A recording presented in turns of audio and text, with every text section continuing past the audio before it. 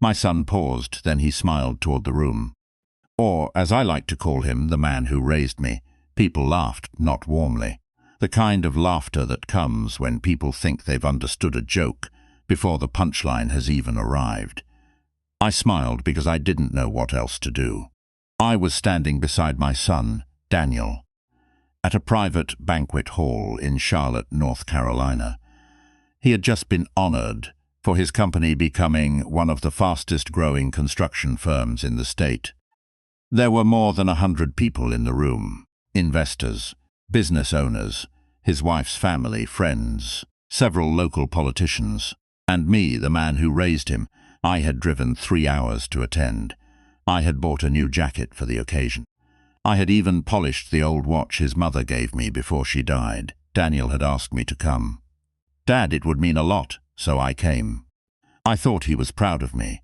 Apparently, I had misunderstood. He continued his speech. My father wasn't around much. More laughter. I looked at him. Daniel knew that wasn't true. Everyone who knew our family knew it wasn't true. I had raised him. His mother died when he was 14. I worked 2 jobs. I paid his school expenses. I taught him how to drive. I helped him through college. I stood beside him when he started his first construction business out of a rented garage. I had signed the loan papers. I had put up the collateral. I had even sold part of my retirement account when his company nearly collapsed. And now I was standing in a room full of strangers while he turned the most important part of my life into a joke. Then he added, "He wasn't exactly the kind of father you write stories about." The laughter grew louder. I felt my face becoming hot. I looked at the nearest table. His wife, Melissa, was laughing too. So were several of her relatives. I could have walked out, maybe I should have. But then Daniel said something that made me stop. Honestly, he mostly just got lucky. That was when the room changed, not because of me. Because an older man near the front slowly stood up. He was wearing a dark suit, silver hair, thin glasses, calm expression. Daniel's smile disappeared. The man picked up the microphone. "I'm sorry," he said, "but I don't think that's funny." The laughter stopped. Daniel looked at him. "Mr. Bennett?" The man shook his head. "No." He looked at me, then at Daniel. "My name is Andrew Lewis. I'm the attorney who handled the original acquisition of your company." Silence. Daniel's face had gone pale. Andrew continued, "And I think everyone in this room deserves to know exactly who the man standing beside you really is." I felt my heart beat faster, because I knew something Daniel didn't know. Andrew wasn't standing up to defend my feelings. He was standing up because he had just realized my son had been lying for years. And he had documents proving it. My name is Thomas Carter. I was 69 when this happened. Daniel was 41. I wasn't his biological father, that part was true. But neither Daniel nor I had ever considered that important. I met his mother, Elaine, when Daniel was 8. His biological father had left when he was 4. Not died, not disappeared in some mysterious accident. He simply walked away. Elaine had spent years trying to raise Daniel alone. She worked at a hospital. Money was tight. When I met them, Daniel was a skinny boy who barely looked at me. He didn't trust me. I understood. I never tried to replace his father. I simply tried to be there. The first time he called me Dad, we were standing in a supermarket parking lot. He was 11. He had just dropped his ice cream. He looked at me and shouted, "Dad!" Without thinking, then he froze, his eyes widened. I smiled. "You want another one?" He nodded. That was the first time. He called me Dad after that. Not every day, but enough. I became the person he called when he was sick, when he had nightmares, when he got bullied, when he needed a ride, when he got accepted to college, when he failed a test, when he broke up with his first girlfriend. When Elaine died, I became everything he needed. I never demanded the title. He gave it to me. And for 30 years, I believed that mattered. Maybe it did. Until money entered the picture. Daniel had always loved construction. He could look at a broken wall and immediately imagine what it could become. After college, he worked for a large contractor. He learned quickly. Within 4 years, he wanted to start his own business. The problem was money. He had very little. I had some savings. Not enough to start a major company, but enough to help. He came to me one night. "Dad, I have an idea." "What kind?" "I want to start my own firm." I laughed. "You hate working for other people." "Exactly. How much do you need?" He named a number. It was more than I wanted to give. But I believed in him. I used part of my retirement. I took a small loan, and I signed as guarantor. The company started with 3 employees. Daniel, a project manager, and an accountant. They worked from a tiny office above a hardware store. I helped him after work. Sometimes I painted. Sometimes I delivered supplies. Sometimes I simply sat there while he figured out the numbers. The company grew. 5 employees became 10. 10 became 30. Eventually, Daniel moved into a large office. He bought expensive suits, started attending business dinners, and slowly his life changed. At first, I was proud. Then I noticed something. He stopped calling me Dad around certain people. I didn't think much of it. I told myself he was simply being formal. Then one day, I attended a business conference. He introduced me to a client. "This is Thomas." "Not Dad, not my father, just Thomas Tler." I asked him about it. He laughed. "It's a business event." I nodded. I accepted the explanation. I shouldn't have. Daniel married Melissa when he was 35. She came from a wealthy family. Her father, Richard, owned several commercial properties. Her mother chaired a foundation. They knew everyone. They vacationed overseas. They hosted political dinners. Daniel wanted desperately to belong to that world. Melissa was not cruel, but she cared deeply about appearances. She once looked at my old truck and said, "Daniel, you should really get your dad something newer." I laughed. "I'm fine." She smiled. "You know what I mean?" I did, but I ignored it. Then Daniel started changing how he talked about me. He helped out. He was there sometimes. He wasn't really involved in the business. Each statement contained a piece of truth, and each removed the part that mattered. I wasn't the CEO, but I had funded the company. I wasn't an architect, but I had signed the initial loan. I wasn't on payroll, but I had worked for free for years. I wasn't his biological father, but I had raised him. Eventually, Daniel began telling people that his success was entirely self-made. At first, I said nothing. Why correct a man you love? Then the money started disappearing. Daniel asked me to sell my remaining investment account. He said the company had an opportunity to buy a piece of commercial property. "It's a once-in-a-lifetime deal." "How much?" he told me. I said no. For the first time, he stared at me. "Dad, I need this. I've already given you everything I could. You've got money sitting there. That's my retirement. You have Social Security." I looked at him. "That's not the point." He became angry. "You said you'd always support me." I said I'd help you when I could. 3 days later, he called again. His voice was calmer. "I'm sorry." I accepted the apology. Then he said, "I just need the money temporarily." I still said no. That was the first time I saw fear in his eyes, not fear of losing me. Fear of losing something else, his company, his reputation, his lifestyle. I asked, "How bad is it?" He smiled.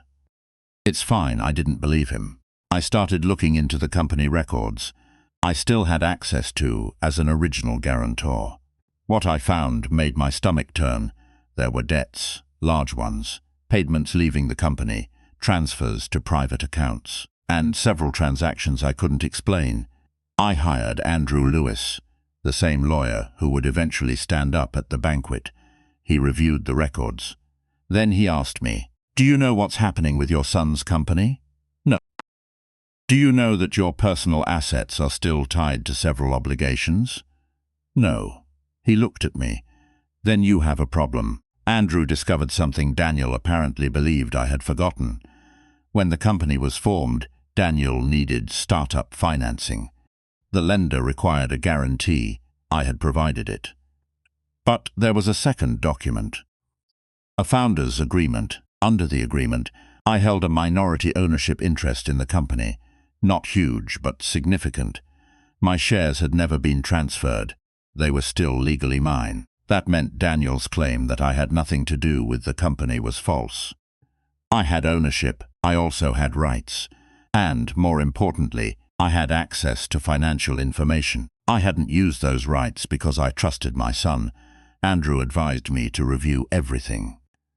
So I did. The company wasn't merely struggling. Daniel had been using business funds to cover personal expenses, luxury travel, private memberships, cars, renovations, even some of the wedding expenses. There was another problem.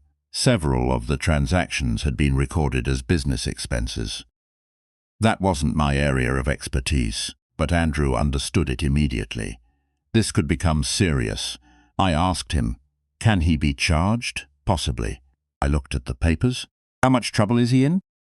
Andrew didn't answer. Instead, he asked, "Do you want to protect him?" I thought about it. "Yes." "From the consequences?" I hesitated. Then I said, "From destroying himself." Andrew nodded. "Those aren't always the same thing." I didn't understand that then. I do now. 3 months later, Daniel called. "Dad, I want you at the awards dinner." "Why?" "Because you're family." I smiled. "That's nice." He sounded nervous. "It's important. I'll come." I didn't know why he wanted me there. Maybe he was finally going to acknowledge me. Maybe things were changing. So I bought a new jacket. I drove 3 hours, and then I stood on that stage beside him while he called me the man who raised me. At first, I thought the phrase might be affectionate. Then everyone laughed, and I realized it wasn't. He was reducing 30 years of fatherhood to a punchline. But what Daniel didn't know was that Andrew Lewis was sitting 6 seats away, and Andrew had the latest financial report in his briefcase. He had been invited by one of Daniel's investors. He had no idea Daniel would be giving that speech. Neither did I. But when Daniel laughed about my role in his life, Andrew looked at me. Then he looked at the papers, and something clicked. He stood. Andrew didn't raise his voice. He didn't insult Daniel. He simply said, "I think we need to correct the record." Daniel walked toward him. "Mr. Lewis, this isn't the place." "No." Andrew looked at him. "This is exactly the place." The room was silent. Andrew held up a document. "Mr. Carter is not merely the man who raised you." He looked around the room. "He is one of the original financial backers of this company." People started whispering. Daniel's face went white. Andrew continued, "He is also a registered minority shareholder." Melissa stood. "That's impossible." Andrew looked at her. "It's not." He turned toward Daniel. "Would you like me to explain how the shares were obtained?" Daniel whispered. "Stop." Andrew shook his head. "You've spent years presenting yourself as self-made." Daniel's voice became louder. "That's enough." "No." Andrew's voice remained calm. "You don't get to rewrite the past because you're embarrassed by it." The room was completely silent. Andrew opened the folder. Thomas Carter contributed the initial capital. He held up another page. He guaranteed the original financing. Another page. He retained his ownership interest. Then he looked at me. "And according to the records, he has been covering some of your company's obligations for the last 2 years." I looked at Daniel. He wouldn't meet my eyes. I suddenly understood. The joke wasn't about me. It was about hiding what I represented. Because if people knew the truth, they would know Daniel hadn't built everything alone. And perhaps worse, they would know how much he owed me, not emotionally. Legally, Daniel approached me after the speech. "Dad, please." I looked at him. "Please what?" "Don't do this." "I didn't." "You brought him." "No, I didn't know he was coming." "Neither did I." He lowered his voice. "You don't understand what this will do to me." I looked at him. "I understand exactly. My company. Your company has been using my money." He closed his eyes. "I was going to pay you back." "When?" "I don't know." I took a breath. "Daniel, look at me." He did. "I don't want your company." He looked confused. "I don't want your money." "Then what do you want?" I answered honestly. "I want you to stop pretending I was never there." He looked down. I continued. "I didn't raise you, so you could spend the rest of your life ashamed of me." Tears filled his eyes. "I wasn't ashamed. You called me the man who raised you." He couldn't answer. "You couldn't even say father," he whispered. "I was trying to fit in," I nodded. "And did it work?" No. Good. He looked at me. Why? Because maybe now you'll understand that you never needed to. The next morning, Andrew came to my house. He carried another folder. I found something else. I looked at him. What? Before the dinner, Daniel transferred a large portion of the company's remaining cash into another entity. Who owns it? He paused. Melissa. I stared at him. His wife? Yes. Why? I don't know. I opened the file. The transfer was recent, very recent, and the amount was large enough to matter. What are they doing? Andrew looked at me. Protecting assets. From whom? He didn't answer. I already knew, from creditors, from investors, from the company, possibly from me. I sat down. For the first time I was truly angry, not because Daniel had mocked me, because he had been preparing to leave everyone else carrying the consequences of his choices, including me. I looked at Andrew. What should I do? He answered carefully. Make your decision based on the facts. I nodded. Then I called my son.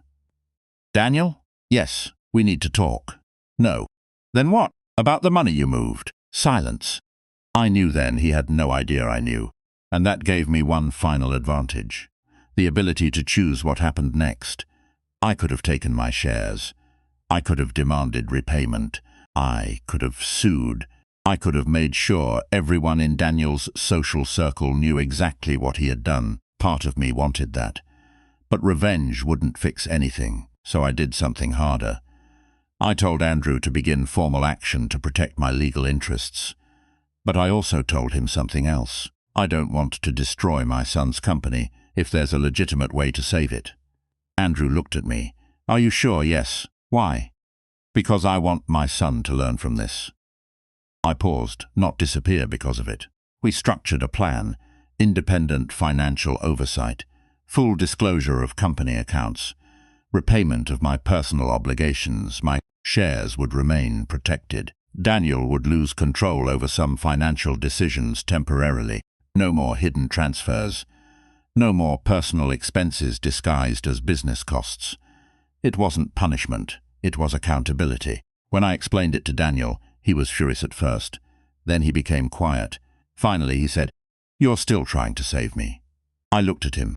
No, I am trying to save what's left. He nodded slowly. I don't know why you're still doing this. I smiled sadly. Because you're my son. 2 years passed. Daniel's company survived. Smaller, more transparent, more disciplined. Daniel sold several things he didn't need. He paid back what he owed. He restored my ownership properly. And he stopped pretending. At company events, he introduced me differently now. This is Thomas. Then, my father. The first time he did it, I looked at him. He smiled. No joke. No hesitation. Just the truth. Later that night we sat outside. He asked, "Did you ever hate me?" I thought about it. No. Even after that speech? No. Why? Because I knew who you were before you knew who you wanted people to think you were. He laughed. That sounds complicated. It is. I looked at him. But I remembered the boy who called me Dad in a supermarket parking lot. He smiled. I remember. Good. We sat quietly. Then he said, I was wrong. Yes. I was embarrassed about where I came from. I know. I thought people would respect me less. And now, he looked at me. Now I think the only thing that made me small was pretending. I nodded. That's the truth. People who heard the story later assumed Andrew stood up because he wanted to embarrass my son. He didn't. He stood up because he believed facts mattered. But there was another reason. He told me this years later. He had watched too many people erase the people who helped them climb. Employees, potkrents, partners, small investors, people who took risks while someone else received the applause. He couldn't sit quietly while Daniel did the same thing to me. That meant more to me than he knew, because I wasn't looking for recognition. I had never needed a plaque. I had never needed my name on a building. I simply wanted the truth to remain the truth. I raised Daniel. He became successful. I was proud of him, but his success didn't require my disappearance. That was the lie he had to unlearn. A few months ago, Daniel came to my house. He brought a box. What's that? He opened it. Inside was my old watch, the one I had worn to his first graduation. I stared at it. I thought you'd lost this. I did. He smiled. I found it in a drawer at the office. Why was it there? I don't know. He placed it in my hand. Then he said, "You should have this." I smiled. "Thank you." He hesitated. "Dad?" "Yes." "I'm sorry about the dinner." I nodded. "I know. I shouldn't have made you the joke." "No, I shouldn't have introduced you as the man who raised me." I looked at you. "Were right about one thing." "What?" "I did raise you." He laughed. "That's not what I meant." "I know." He hugged me, and I hugged him back. Not because the past had disappeared. It hadn't. Not because everything was perfect. It wasn't. Because sometimes the best ending isn't pretending nothing happened. It's accepting that something happened, learning from it, and deciding not to repeat it. For years, I thought the most painful thing my son could do was deny me. I was wrong. The more painful thing would have been allowing him to continue believing that success required him to erase the people who helped him. The banquet taught me that. He introduced me as the man who raised me. Everyone laughed, and for a few seconds I felt humiliated. Then the lawyer stood, not to make my son smaller, to make the truth bigger. That moment changed everything because the room suddenly learned what Daniel had tried to hide. His success had a history. His history had a father. And that father had sacrificed more than anyone in that room knew. I don't resent Daniel for wanting success. I resent the idea that he once believed success required shame. Today, when someone asks who I am, I don't say, "I am the man who raised Daniel." I simply say, "My name is Thomas Carter." That's enough. I know who I am. I know what I did. I know what I gave, and I don't need a room full of people to validate it. But if my son introduces me now, he says something different. He says, "This is my father." And every time I hear it, I think about the boy in that supermarket parking lot, the boy who dropped his ice cream, the boy who looked at me and called me Dad before he was brave enough to know what that word meant. That was the real title, not investor, not guarantor, not shareholder, not the man who raised me. Father. And no joke, no audience, no business success, and no amount of money could change that. Sometimes people spend years trying to rewrite the story of how they got where they are. Eventually, the truth catches up. Not always loudly. Sometimes it comes from a lawyer standing in a crowded room with a folder in his hand. Sometimes it comes from a child finally admitting who stood beside him before anyone cared about his success. And sometimes justice is not watching someone fall. It's watching them finally become honest enough to stand where they should have stood all along, beside the person who helped them get there. If this story made you think about family, sacrifice, and what people forget when they become successful, share your thoughts in the comments. Have you ever watched someone rewrite their past after achieving success? And if you enjoyed the story, like the video, subscribe, and turn on notifications for more emotional family stories about betrayal, hidden truths, consequences, and second chances.